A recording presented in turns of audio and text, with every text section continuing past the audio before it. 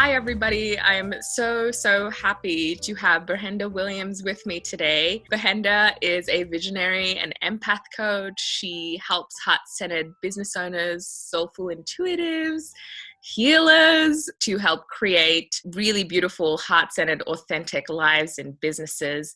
Ber-Henda is also a public speaker. She's a poet and a girls advocate. Ber-Henda, thank you for being with me today. Yes, thank you so much for having me. You're welcome. And I am especially excited to speak with you because I feel like your voice is so important, but especially now as we're grappling with various shifts happening across politics and culture and in the transformational space as well. So I wanted to first of all ask you, like, how are you? It is truly a day-to-day, moment by moment. I give myself a lot of grace and mercy to not judge how I feel as feelings come up, because we're in a space that we are talking about systemic racism in this country in a way that we have never had the conversation before. As you've seen, the world has seen with the most recent death, it's not the only death, but the most recent death of George Floyd became a lightning rod for conversation and has mobilized in a way that we've always tried to galvanize, which is a global movement, awareness, and deep desire for the eradication of systemic racism and oppression of people of color, of Black people, and to not have our bodies policed, to end public lynchings. This has been a heinous part of American history that up until this point has never been fully acknowledged in many Western cultures. Pain is something to be escaped. When we are embarrassed, there is a gloss over. And we know this in coaching too, sometimes with our clients. There may be some guilt and shame, in their story. But in life and in coaching, the only way you heal is when you start to tell the truth. That's right. While I feel deeply empathetic towards this cause, and what you're saying to me, I feel no conflict with accepting. I have had conversations with people, though, who are going into the semantics of this moment, and they're either focusing on a certain word like systemic racism. It's an important conversation to have for people who have been saying this is an issue or this is a question of police brutality and not race.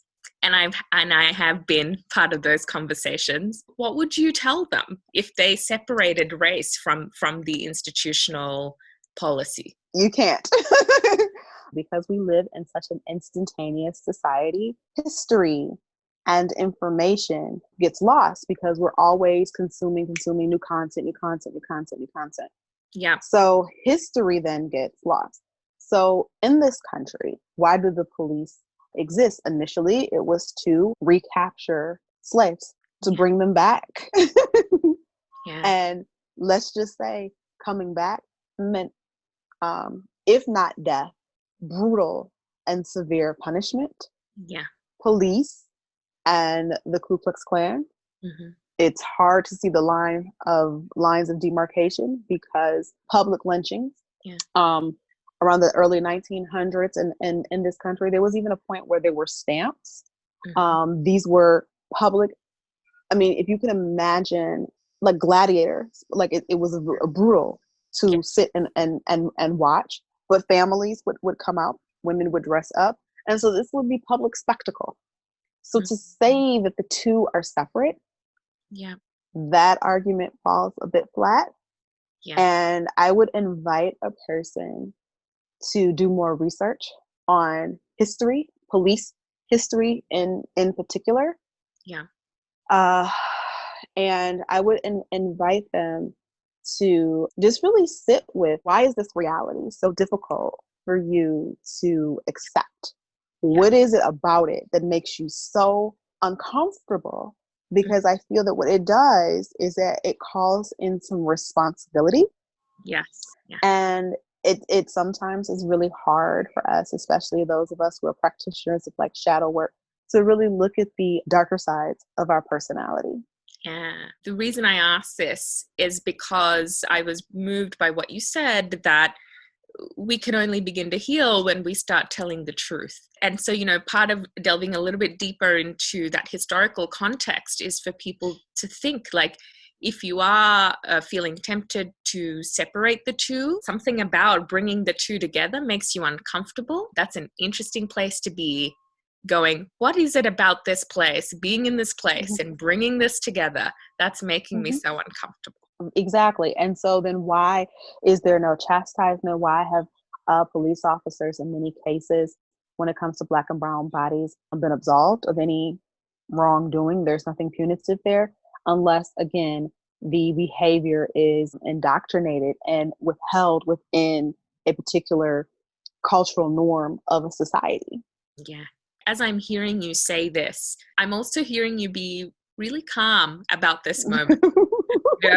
And I said this before, and I really honor your energy, because I see you, again, encouraging people to be more aware, for them to read more. I want to ask you a little bit about your personal journey and the work that you've done to be present with all the different stories that you see other people bring, even when they're very different to yours.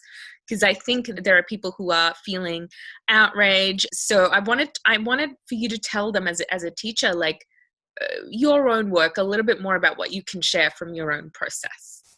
So I think, one, being an empathic person leans you into feeling the thoughts, feelings, and emotions of another person.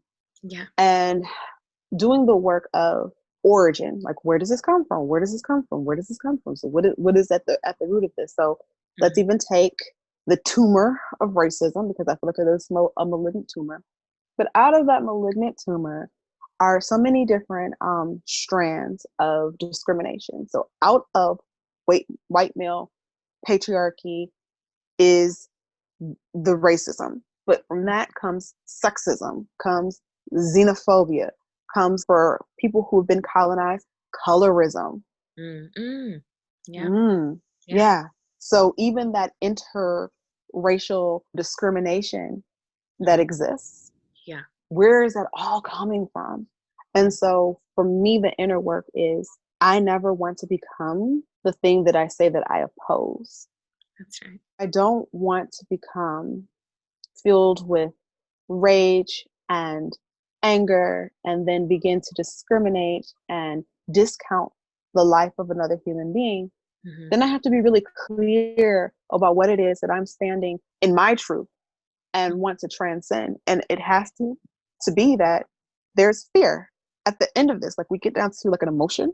Yeah. You built a society on stolen land. So we know, for those of us who are in universal law, like, there's an atonement that has to happen. You can't do that and think that there'll be no repercussion behind that.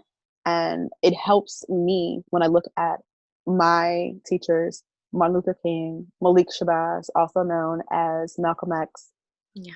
When I look at Ida B. Wells, Dolores Huerta, looking at Cesar Chavez, when I look at these freedom writers and champions of justice, well, what is it about them? And I think that they never forget that on the other side of this are other human beings, and they do the deep inner work of staying in love. And it's not always easy. I don't want to paint this picture like, oh, she just, no, I ache, I bleed, I get angry, I get incensed, I become enraged. But I think more than just venting and dumping my emotions, I honor them in ways that I feel like are cathartic. And then I look at connecting with people like you and other light workers and visionary leaders who are not doing the emotional bypassing, but do want to move to a resolve of mutual love and support, because our children are watching us. And if we want them to have a world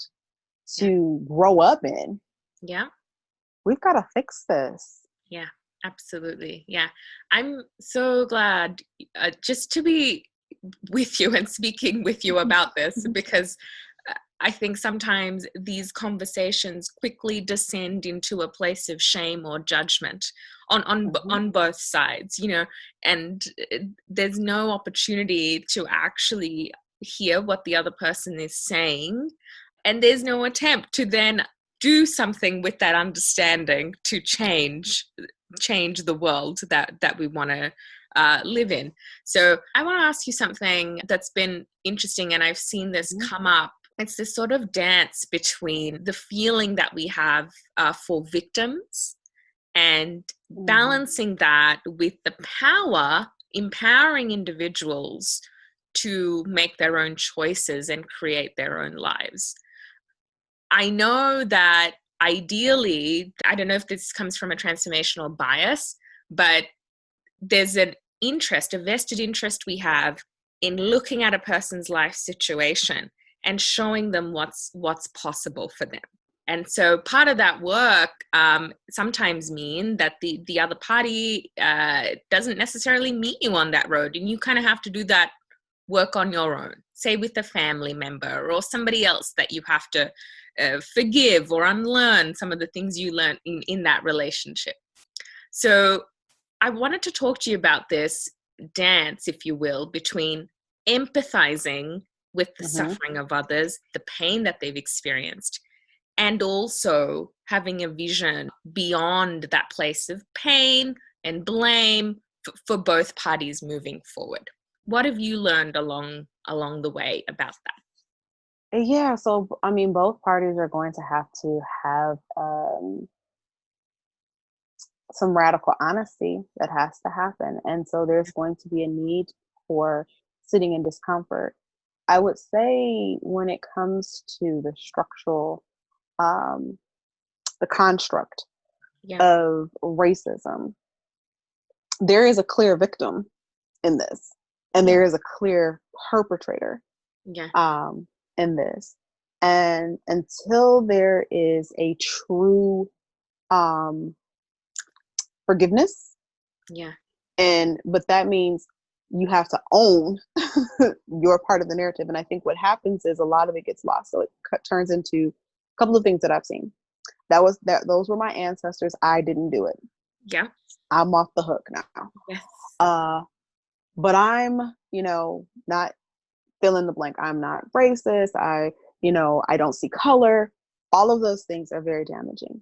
And if you are really seeking forgiveness, and even if, let's use a family dynamic. Yeah. You know that you were the person in a situation who was the culprit, and you were the issue, and you go to the person to atone. You cannot make excuses as to why, if the person has communicated to you in a clear way, what you did and said has hurt me. Yeah.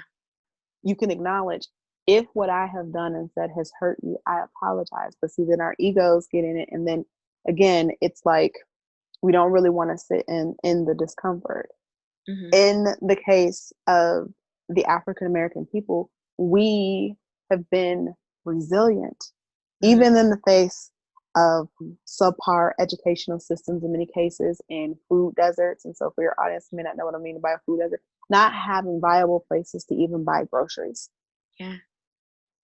I mean, so we know with the mind, body, we understand how that works. So not even having access to, in many cases, clean water, all of these hurdles, we've still been a people to rise above, still invent and create, and all of this with, I think Reverend Al Sharpton said this so eloquently, all of this with a knee on our neck. Yeah. Yeah. So now we want the knee, and we've been screaming to please get the knee off our neck. Yeah. For people who say, I don't see color, or let's focus on how similar we are instead of how different we are. And, like slavery ended many years ago.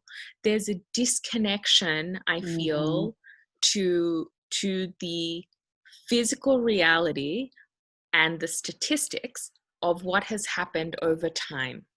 That's right. So this forgetting that before 1873, the definition of people was different. So that's That's right. not that long ago. And in Australia, for example, voting rights weren't extended to Indigenous Australians until 50 years ago. This idea of people saying, oh, why are we focusing on the victimhood or fostering that sense of mentality? It's to acknowledge that victimhood isn't a label so much as a fact, in that these things happen.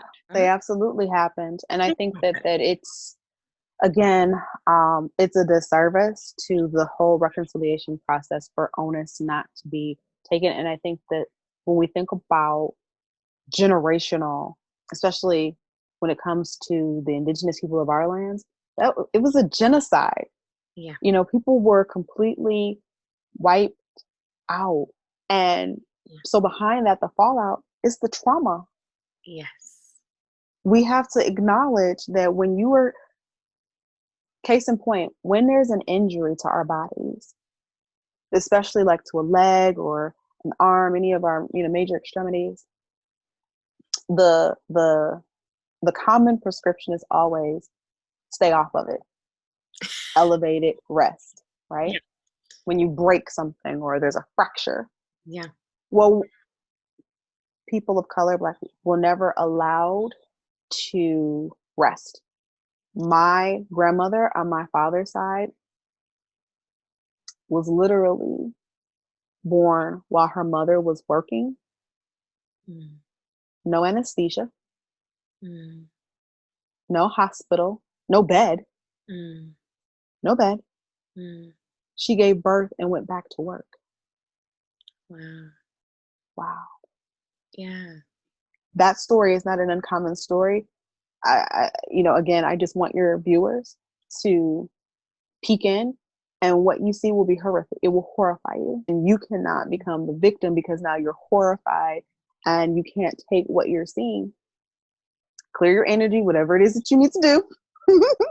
There are tools. And then become an ally. Do your due diligence of research. Yeah. Understand who you are. The song that we have that in many Black churches that is sung is called Amazing Grace. It was written by a former slave owner. He had an epiphany one night during a storm, and it was his moment of redemption. Yeah. So the wretch that he was talking about was himself. So it's really just important to understand that faith teaches us grace. We have to understand that there are natural laws of the universe. There's cause and effect. We have to understand how these principles operate. And so while, yes, maybe this generation was not the culprit, karma doesn't have a timetable. Yeah. And I've been having so many conversations, and I wanted to share with you, like I was talking the other day, it's like, if you have, in a family, if you have one brother, in front of the rest of his family, murder the other. And when confronted by the rest of the family, he says, oh, but did you know, my great grandfather taught my dad. It's important to see how that can be a way to deflect. And what's interesting is that it just leaves the wound open because your energy is not focused on healing what's happening right now. The deflection just takes you out of the present. And that actually makes the wound worse. There's no interest, it doesn't feel no vested interest in atonement. And it's just so interesting. I had an interview with a former client, and we talk about the victim and what happens to the victim, but what happens to the body and the mind of the perpetrator? Like, what is in place for you to even think that kind of behavior is then okay? And then what does it do to your physiology in your body? And then eventually, generations down, this sort of maybe apathy or deflection of what's happened. So I just think it's really important for us to do some deep acknowledgement, do some deep excavation, and put all of our feelings out Yeah. in a way that we can see them, journaling, some sort of practice, and be aware of your triggers. And like I said, there's some courageous conversations that I have to have myself with, Yeah. yeah, with some people. And again, I do believe that their hearts are in the right place, but we're all learning out loud. Yeah. There's going to be some learning out loud, and I get that. I can't own how they're going to respond. I can only speak my truth, and Yeah. hopefully it will help guide their decision making as they move forward. Yeah. Yeah. I'm really glad you brought this up, because it brings me to another, by the way, I've been having so many different conversations. So this is not like talking about one person or even a group of people. I think I've spoken to people who have 20, 30 different types of opinions and things that they're focusing on right now. So things that are hurting for them, things that are angering them, things that they're concerned about. And so part of the conversation I wanted to talk to you about was the role of the centrist in this dialogue. People who are in the middle, who goes, both sides have a point. In my life, I've changed my political views on different issues, but when we have public lynchings and when we have a burning planet, I kind of lean towards wherever it will take me to create the solution. Right. What would you tell centrists, people who are sort of in the middle, who think that that's a place of neutrality during this moment? In the work of MLK, which I think was very intersectional, his work was very intersectional, very inclusive. Yeah. He understood too how economics work and economic power, and who had it and who didn't. Yeah. And so there were no centrists in the marches toward equality. He reached out to poor whites. Yeah. If memory serves me correctly, he did have some conversations with Cesar Chavez around farmers and getting immigrant rights, because he understood that we're all intricately connected. All of us are connected. So you cannot afford to play middle. Yeah. Because sooner or later this visits your door. The middle is a very comfortable place, say, in intellectual debate. Centrism is not necessarily neutral that people think. It might be really useful for people to think, if I'm in the middle, what agenda does that actually serve? And here's the thing, as human beings, there's no way that we can continue to watch the horrors of people being publicly murdered and you don't take a stance.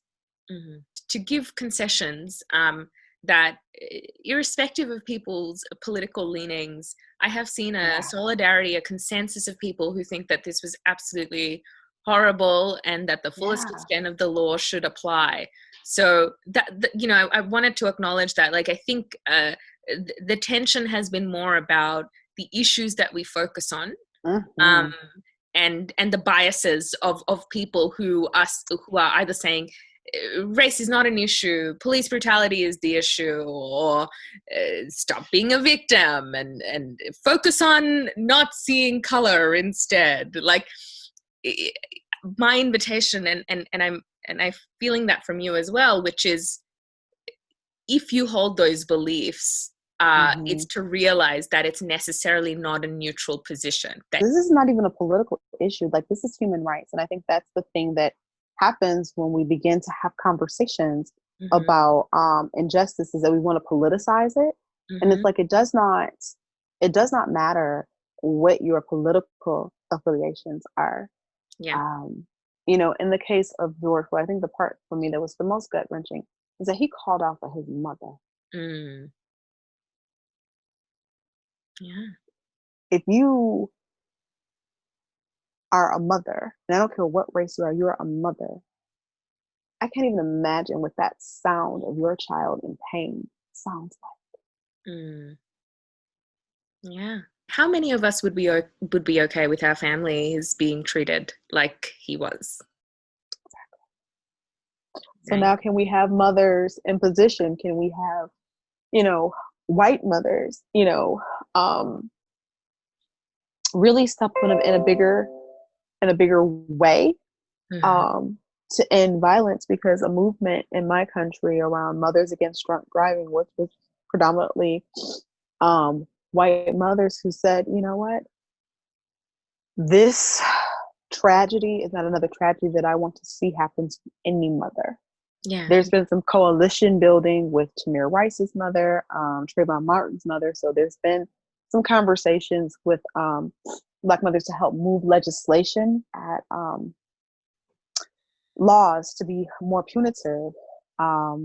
Because again, the system has gone unchecked for so long. Yeah. And I want to have like a little asterisk there. And when I mean by mother, I also mean that it's not necessary for us to have children to have that Yeah, empathy. It's more that's that right. sense of calling to that part of us that is unconditionally loving, That's right. and the part of us that is awake to the suffering of others, and to help end the suffering of others, and that part lives in all of us. That's there in all of us. Yeah. Yeah. um and I'm really glad you said that, and I haven't had the words to articulate this before, which is the dangers or the perils of politicizing human rights. Because I've been seeing this in a lot of dialogue, which is the accusation of a certain political affiliation for feeling a certain way.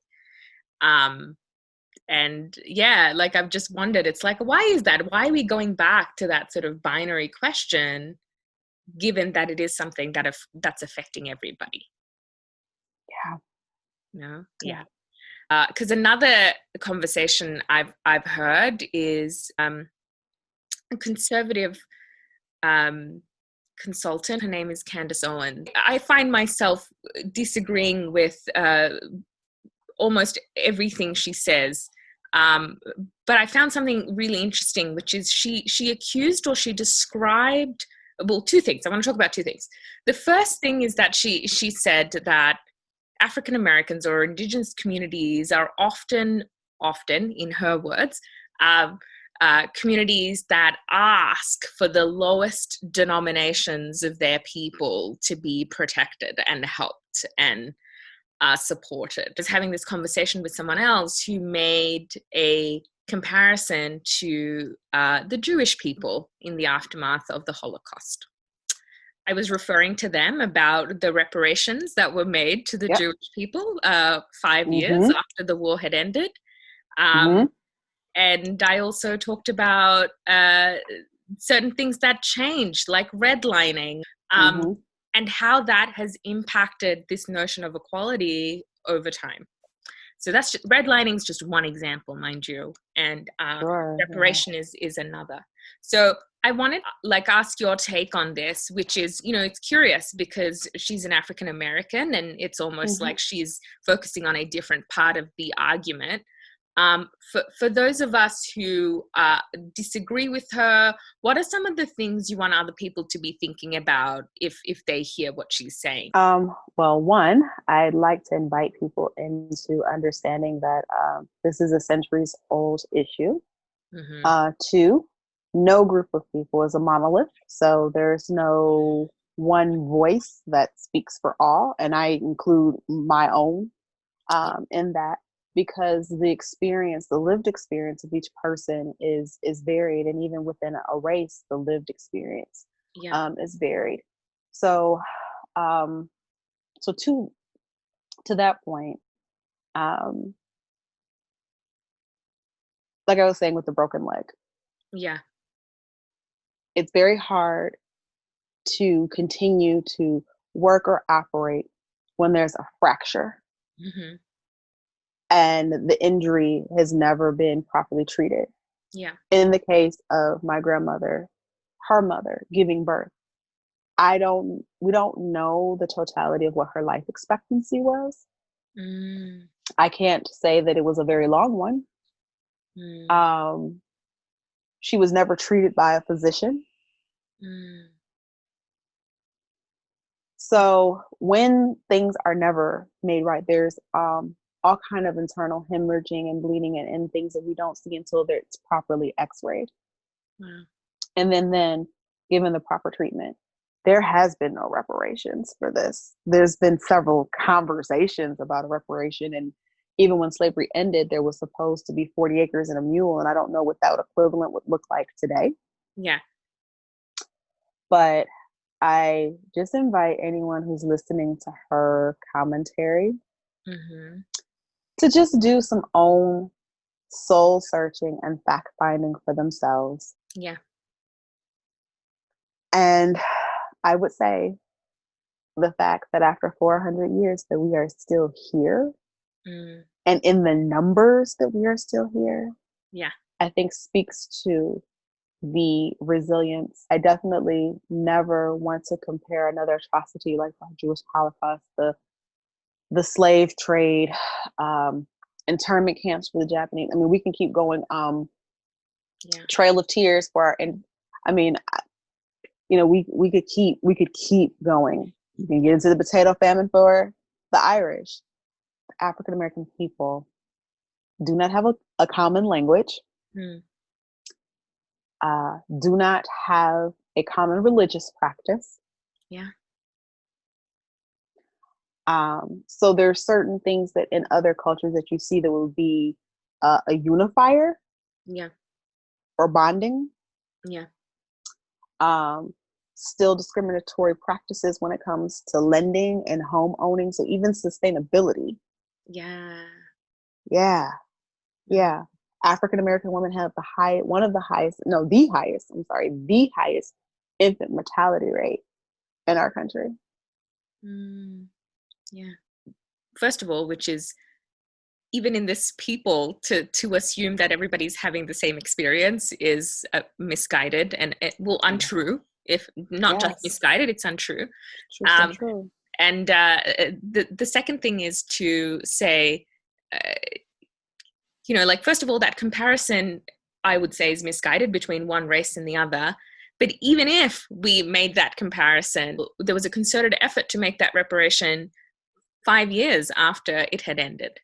Atonement, or that recognition of what had been done, and a concerted effort to correct that was made. I come from it from a legal perspective, and this principle of restitution, right? That's it's right. it's a thing. It's part of the ways that we balance, cause and effect. Yeah. And I think it's important to note, too, we were part very much of the economic sustainability of this country. Yeah. You can point to the South for cotton. That was one of the bigger agriculture. Agriculture is what sustained the South. Textiles in the North. So Black bodies are so why would you want, that's your money. That's your livelihood. Yeah. So that too that's a whole other layer of what that does to a person's psyche and self-esteem. But I do feel like we do need to have bigger asks. And yes, reparations, absolutely. Amongst other things, I mean, reparations can look so different. I mean, I think for myself, like, I put myself through school. I would love to see my student loans forgiven. Like, that would feel more of a start. Right? There's no dollar that's going to make this go away.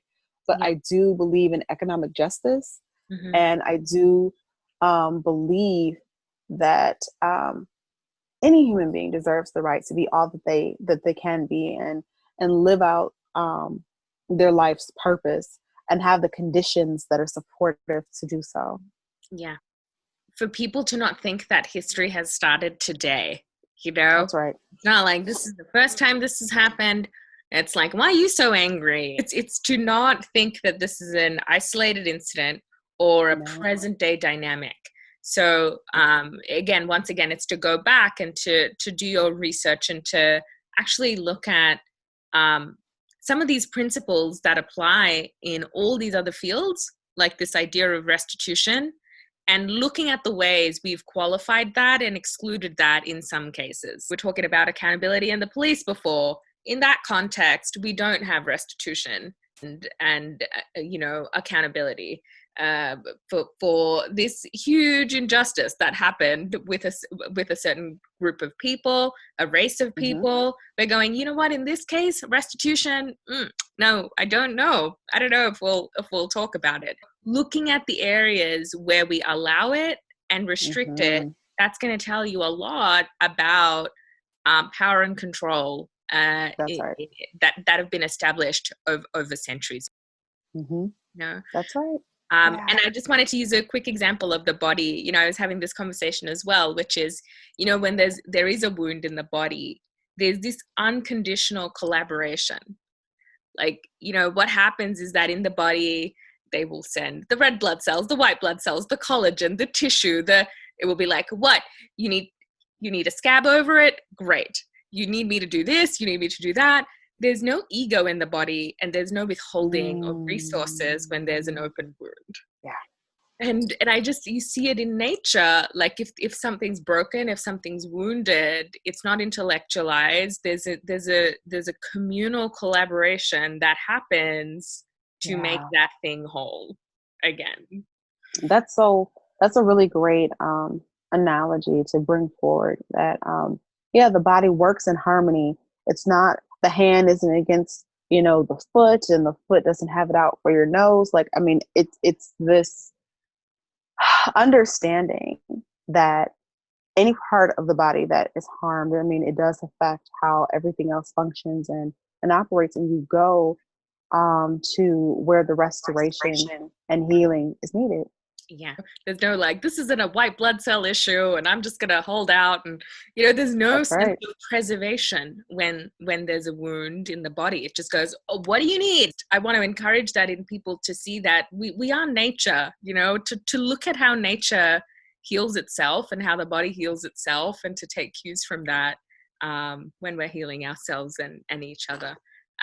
You've mentioned the word sustainability once or twice. So what do you mean by that when you talk about sustainability in this context moving forward?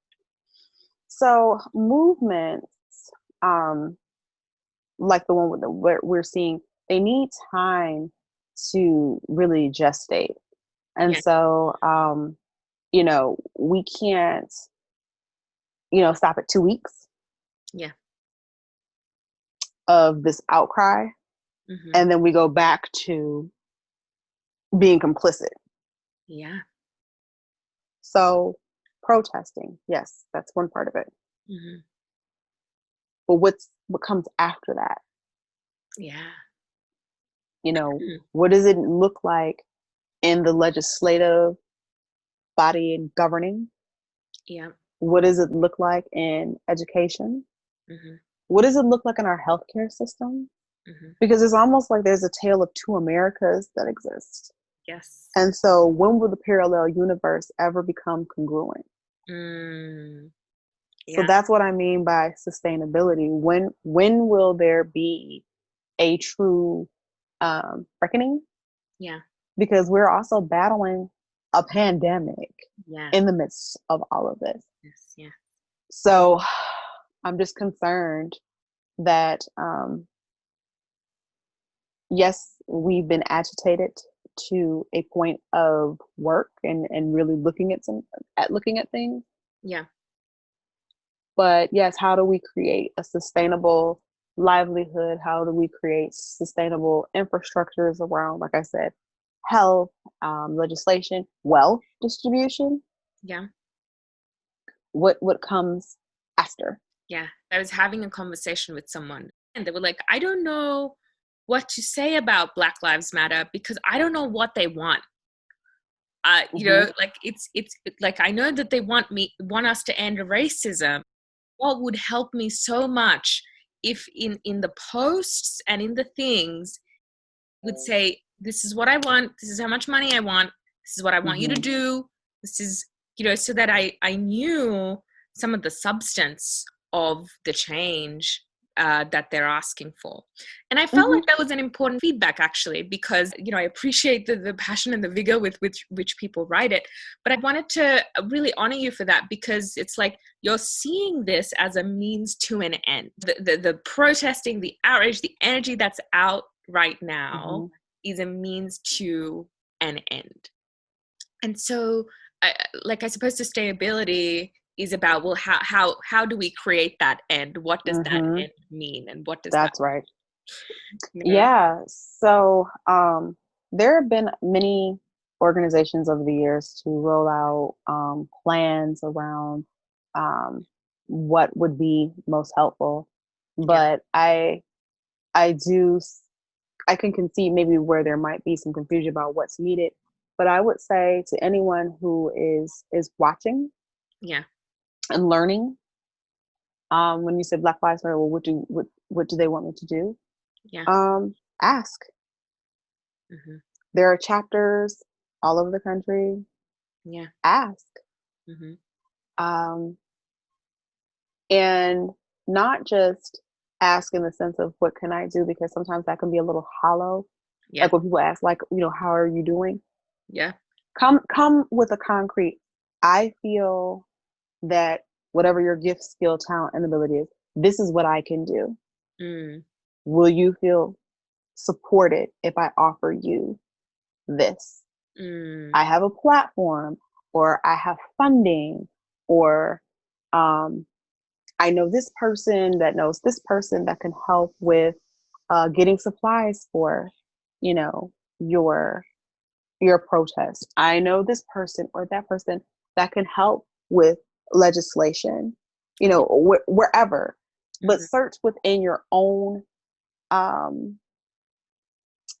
skill set, area, passion, Yeah.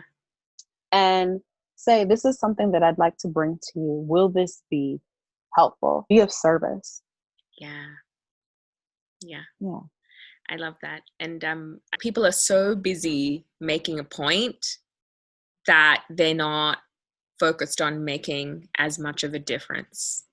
When I was doing academic research on this, my thesis was on post-colonial literature. So what it meant for people to That's be huge. free in a post-colonial world. What does freedom after trauma look like? That was the question I asked.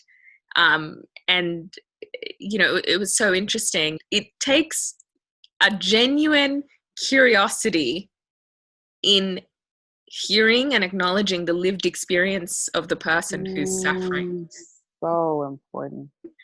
and asking them, right? Offering them and reading what they need and serving and meeting those needs. That's right. Yeah. It's, so very important. yeah. So I find it so interesting when people go, well, what should I do? What can I, it's just imagine you've just upset somebody that you've loved, or a stranger is crying on the street. You don't know them, but you know that you're both human. How would you approach that person? How would you love that person? Yeah. Yeah. And this notion of service is really important, which is, ask yourself and ask them what would be of service. Yeah. We talked about the how, which is, go into your own networks and ask them and connect people and pay attention to your skills. Is there anything else that you would share in terms of the how, how to be a better advocate and an ally during this time? So I think the best thing is to do your own work so that you don't cause any undue harm. Like I said, many people are learning out loud. I get that. Before you jump into doing trainings and providing resources, really educate yourself on diversity, inclusion, and equity training. Mm-hmm. Hire someone to do it. Hire a person of color to help you process it. Read, do your due diligence. Mm-hmm. And I think that's the most helpful thing that can be done right now in the healing. Your own wounds, your own, and tell the truth about how you really, really feel about the situation, and really explore yourself. I think is really the most helpful thing. Yeah, that's beautiful. And while we're on a roll, I love hows and strategies. What would you say to people who are doing their inner work right now? So as people who may be sensitive or empathetic, if they're new to feeling extreme amounts of emotions and witnessing the emotions of other people, what can you tell them about this work and this journey? Sure. So I feel like empathetic people, empathic people have a particular disposition that is suited for doing this type of work, and we need you. I think that when we think about empaths and highly sensitive people, it's this, oh, it's too much, the sensory overload. But here's the thing. You were born in this time to be the change agent that this time requires. Mm-hmm. So you chose to be here. And in inhabiting and incarnating in this particular time, it is incumbent upon all of us. Nobody has a pass. Nobody has homework free. None of us can skip out on this work. So I would say ground, shield, block, use your tools, whatever it is that you need to do. Mm-hmm. Tap into, a power that is greater than yourself. Mm-hmm. And with those sensitivities also lies very specialized abilities of connection, recognition, hearing what's not being said, and exploring like the nuances of being human. Yeah. So I would say to them, this is what you were born for. Yeah, beautiful. And I guess this is my last question, which is, what's your why? What's the vision that you're serving? Tell us more about you and your role today. Yeah, I just always felt that empaths, again, have this very special gift of their intuition and cognition and the eloquence of words the empaths possess, the creativity, the innovation that just comes very natural. I just felt that that's what this time needed. And when I looked at all of those who were champions for justice, they all had an empathic leaning. Yeah. They all had this calling that was undeniable to lead and to serve in such a passionate and compelling way. Yeah. And, like I said, with MLK, Martin Luther King Jr., when I look at Mother Teresa, Ella Baker, the list goes on. I just look at all of these leaders that have helped shape our world. They all had an inner constitution, a higher power that was directing them to help usher in change. And in many cases, it cost them their lives to do so. So I feel that it's incumbent upon those of us that are here. Let's give their lives and legacy meaning. Yeah, beautiful. Yeah, beautiful. Thank you. I have goosebumps as you said that. These are moving words, and I know you live that. Like, I know that you're not just saying these words; you embody it in the work that you do, in the beliefs you hold, and what you teach to others. So I want to thank you so much for leading by example and just being shining light during this time. I really honor you for having such a courageous conversation and just being present with so many different threads of this dialogue. Thank you. No, thank you so much. I really appreciate you. So this was, thank you, a much needed conversation. Yeah, you're welcome. Lots of love. Lots of love to you too. All right. Have a good one. You too. Bye. Bye.